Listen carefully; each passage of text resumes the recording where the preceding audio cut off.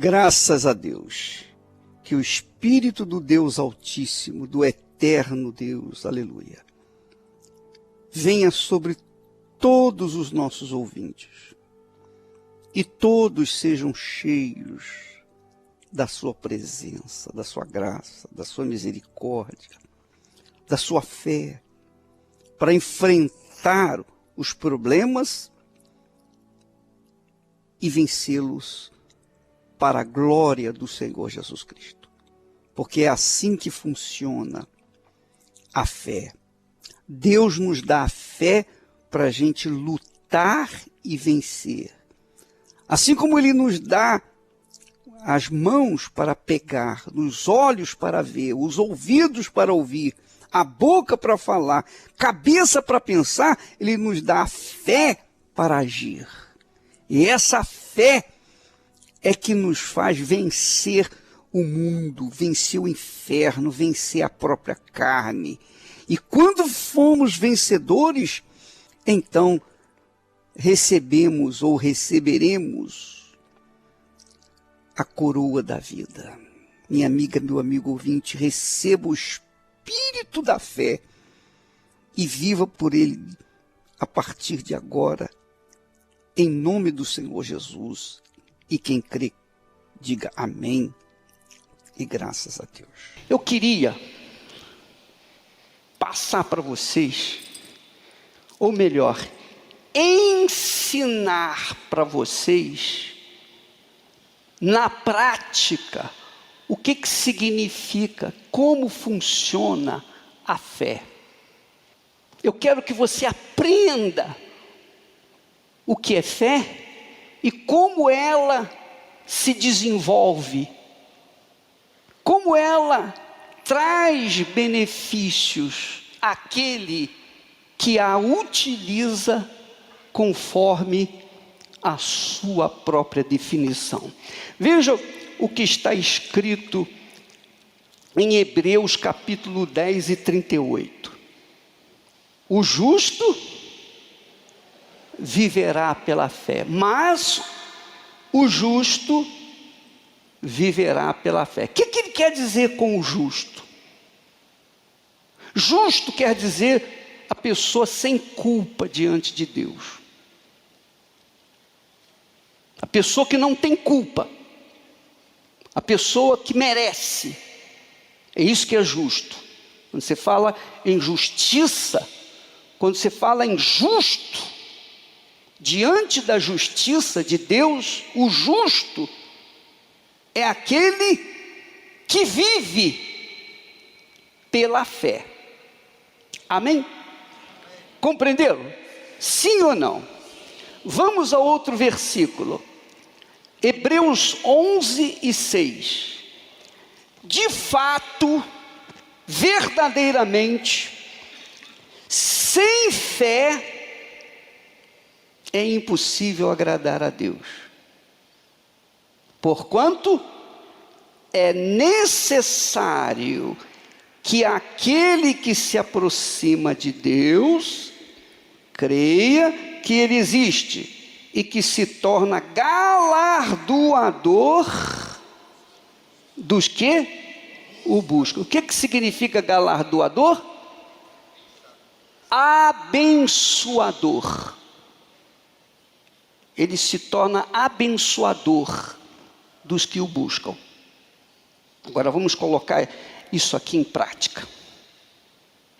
Quando Deus fala que sem fé é impossível agradar a Deus, aí vem aquela pergunta: que Deus? Que Deus que nós temos que manifestar a fé? Manifestar a fé, você tem que manifestar a fé em alguém. Não é assim? Então, a fé precisa ser acreditada, crida em alguém, em alguma coisa. Todos os religiosos, sem distinção, manifestam essa fé em um Deus ou um santo, um guia, uma entidade, seja lá o que for. É ou não é? E quem não tem religião, quem não tem nada, eu não creio em Deus, mas tem a fé na loteria, sim ou não? Ou então tem a fé no jogo do bicho, ou tem a fé no jogo do cavalo, ou tem fé, por exemplo, no seu time, no seu clube. Mas todos, sejam cultos ou incultos, têm fé. O problema é que essa fé nem sempre é correspondida às necessidades das pessoas. Por quê? Porque o santo, o guia, a entidade, o Deus que as pessoas têm a fé, não são verdadeiros. Só isso. Não tem palavra que se cumpra. Só existe um único Deus que cumpre a sua palavra. É o Deus de Abraão, o Deus de Isaque, o Deus de Israel. E nós podemos ver que Ele cumpre a sua palavra pelo desenvolvimento da história, a história do povo de Israel, e depois a história do povo cristão, o povo do Senhor Jesus Cristo.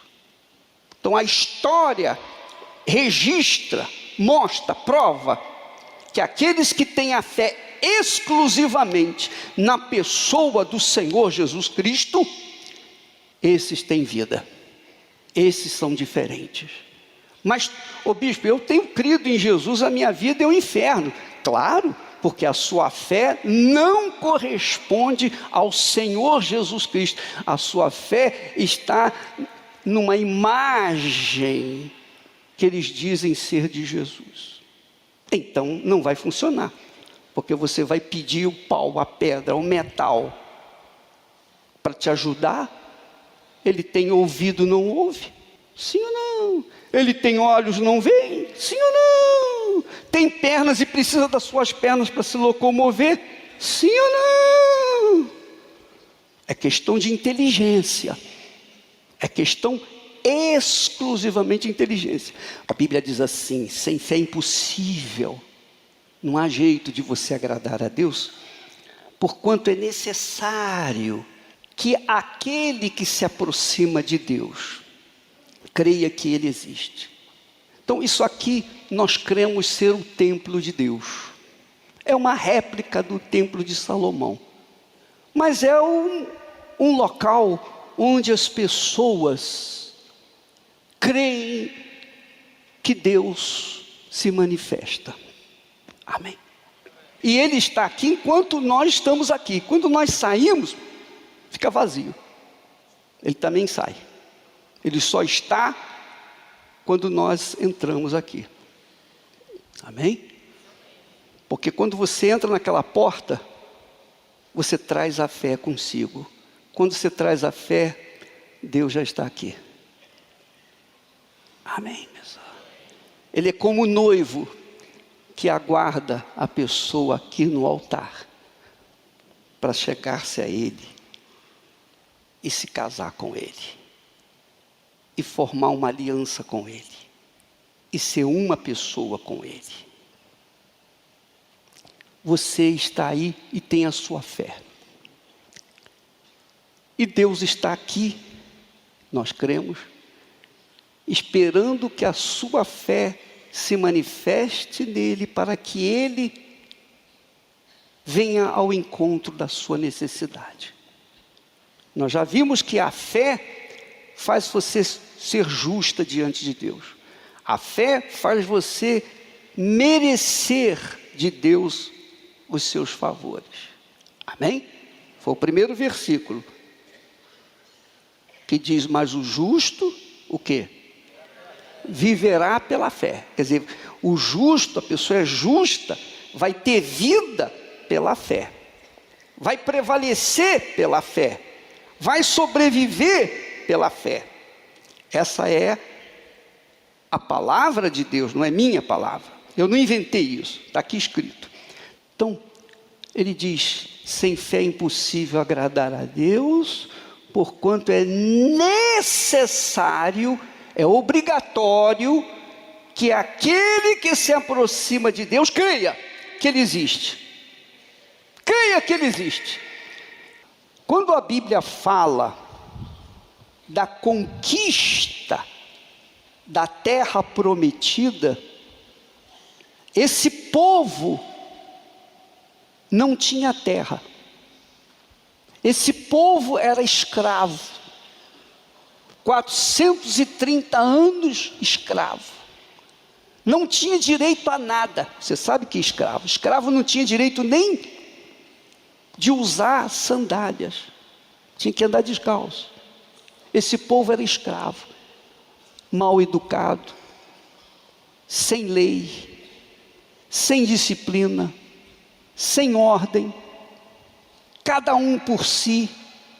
Era um bando de gente que não tinha respeito mútuo, que não tinha sequer disciplina. Assim é a vida de muitos de vocês. Não tem disciplina. Não tem hora para dormir, não tem hora para levantar, não tem hora para comer, não tem hora para beber, não tem marido, não tem mulher, não tem dignidade, não tem fidelidade, não tem respeito. É uma vida completamente desordeira. Assim é o escravo.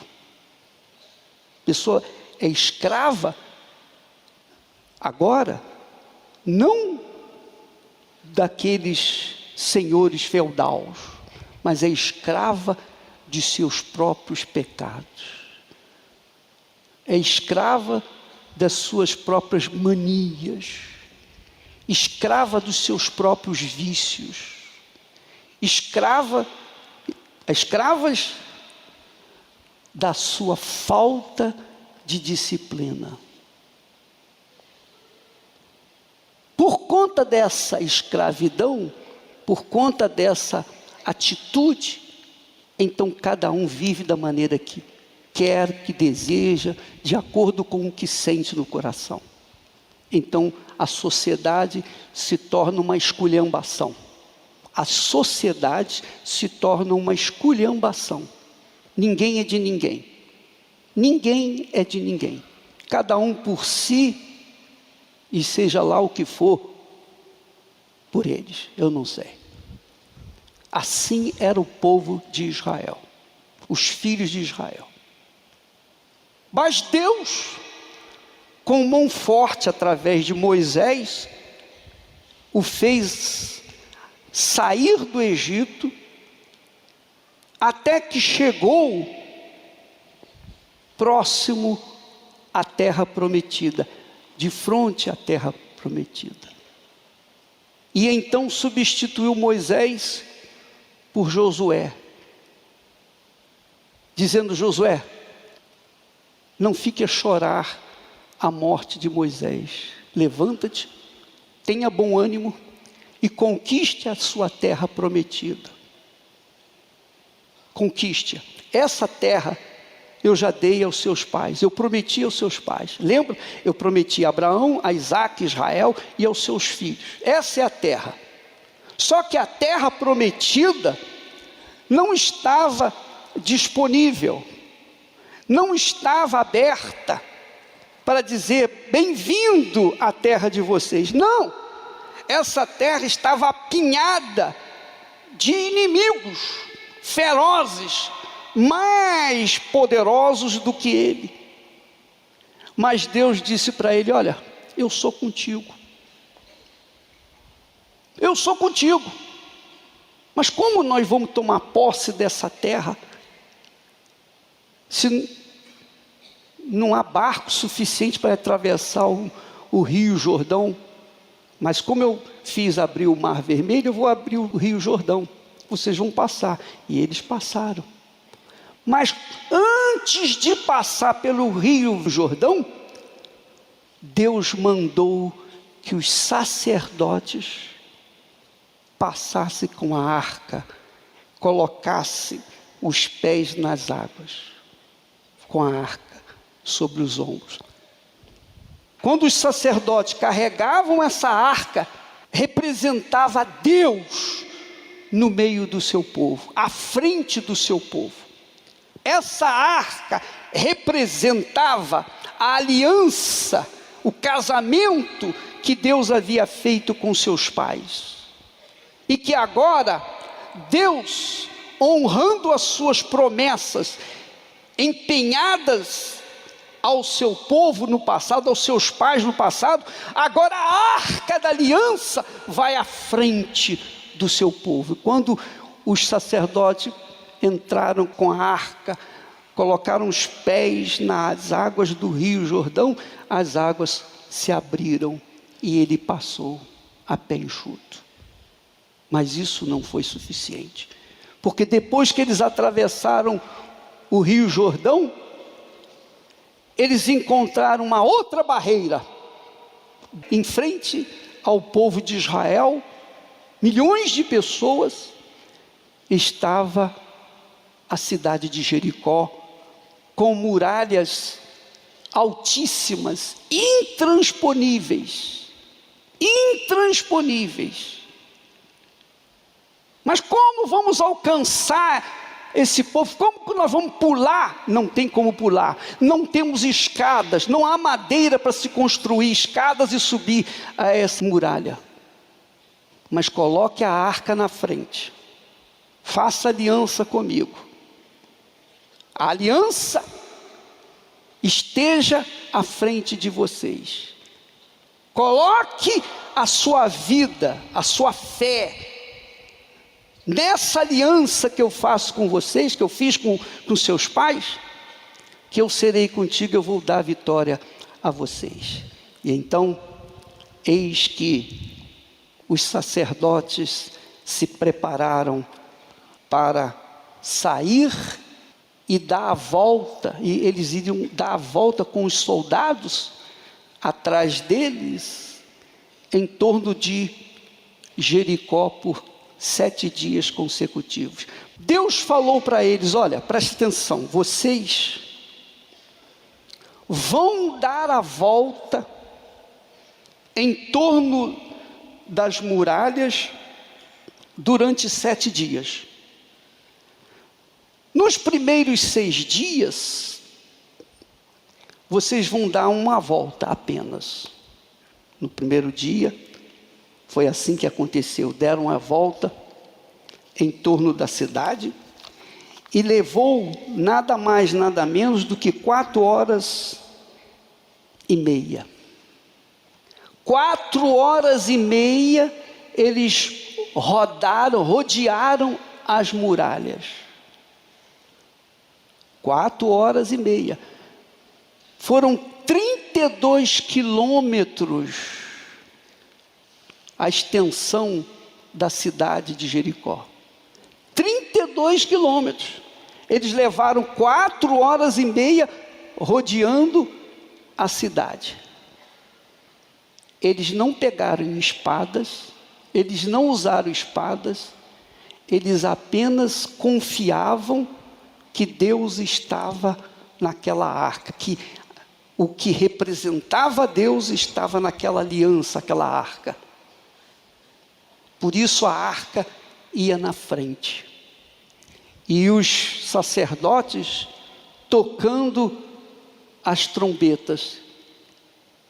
Quer dizer, os sacerdotes liderando o povo, tocando as trombetas, quer dizer, orando em favor do povo, e a arca da aliança sendo carregada. A arca da aliança. Eles estavam obedecendo a orientação de Deus. Só isso. Deus mandou que eles dessem a volta por 7 dias. No 7º dia eles dariam a volta 7 vezes. Quer dizer, eles giraram em torno da muralha por 13 vezes durante 7 dias. Não fizeram nada. Sabe o que eles fizeram? Apenas gritaram. Só gritaram. É óbvio que os soldados que estavam em cima do muro deviam estar rindo, debochando deles. São um povo de louco. Não é isso que acontece quando você diz que vem na Igreja Universal do Reino de Deus? Você é louco, vai na Igreja Universal. Estúpido. É mais um macedino, é mais um bobão. Sim ou não? Mas o que você acha de todo o trabalho da Igreja Universal construído sem a ajuda do governo federal, municipal, estadual, sem a ajuda de ninguém? O que você acha que é esse crescimento volumoso que assusta? Mesmo nos dias de vacas magras. Quem faz isso? Esse povo bobo, esse povo. Mas se o povo é bobo e não recebe nada, como é que ele dá? De onde vem o dinheiro? Eu ainda não vi cair dinheiro, chover dinheiro aqui. O dinheiro, todo o sustento da obra da Igreja Universal vem do seu bolso. É você que dá. É você que dá. Agora, se você não tem, como é que você vai dar? Quem possa dar sem ter. Mas como é que você dá e continua dando? Então, é óbvio que Deus tem suprido a necessidade do seu povo. Amém, pessoal? Porque não há nenhum industrial, nenhum empresário que sustente essa obra. E Deus também tampouco permite isso, para que a glória não seja dada a essa pessoa, mas para que todos possam se unir numa só fé, num só espírito, em obediência à palavra dele, venha alcançar as vacas gordas, mesmo em meio ao mundo que desaba ao nosso redor. Sim ou não? Obediência, pacto. Eu creio nessa arca, eu creio nessa aliança. Quando Deus vê a arca, quando o povo de Israel viu a arca na sua frente, é como ele estivesse vendo o compromisso assumido no altar, quando se troca alianças. Porque a aliança é o sinal de compromisso, de palavra empenhada. A arca que você viu indo à frente de Israel, dando voltas em torno de Jericó, aquela arca era Deus falando: olha a minha aliança com vocês. Se você fizer aliança comigo, eu serei contigo pelo resto dos seus dias. Eu honrarei a minha aliança com você. A palavra empenhada, as promessas que eu fiz, eu vou cumprir na sua vida. E isso depende de quem? Depende de cada um obedecer ou não obedecer. Seguir, ser fiel à palavra empenhada com Deus, porque você só pode cobrar dele o empenho da sua palavra quando você obedece também, ou você cumpre a sua palavra empenhada com ele. Amém, pessoal? É toma lá, dá cá. Com Deus é assim. Com Deus é assim. Quando você tem fé de honrar a sua palavra com ele, ele vai ter fé de honrar a sua palavra com você. E isso vai fazer a diferença entre a sua vida e o seu vizinho, os seus parentes, os amigos, conhecidos, etc, etc, etc, etc, etc. Deus não exige que você seja perfeito. Você pode ser quem você é, do jeito que você é. Mas a partir do momento que você manifesta essa fé, a fé de honrar o seu empenho, o empenho da sua palavra, honrar a sua palavra com ele. Não, eu serei fiel a ti, meu Pai. Ainda que o mundo todo desabe sobre a minha cabeça, eu continuarei vivendo de acordo com a tua palavra, fiel à tua palavra. Amém, pessoal? Então, quando a pessoa faz esse pacto com Deus, esse casamento com Deus, então ela tem Deus dentro de si, não na barriga, mas ocupando todo o seu ser, todo o seu corpo. E a aliança garante o cumprimento da palavra dele na sua vida.